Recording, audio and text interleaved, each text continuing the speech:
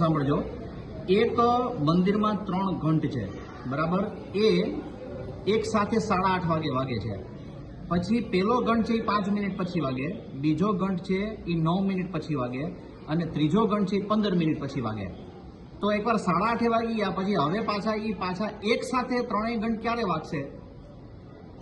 આપણે પેલા 5, 9 અને 15 નો લસા શોધવાનો. લસા તેનો 45 આવ્યો. કઈ રીતે લસા 45 કર્યો?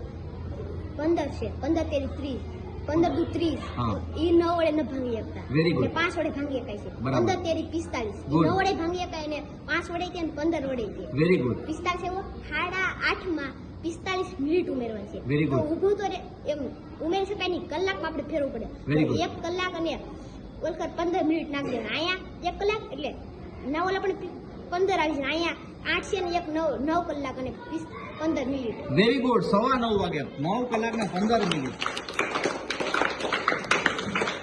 ખૂબ સરસ, સાચો જવાબ છે. Very good.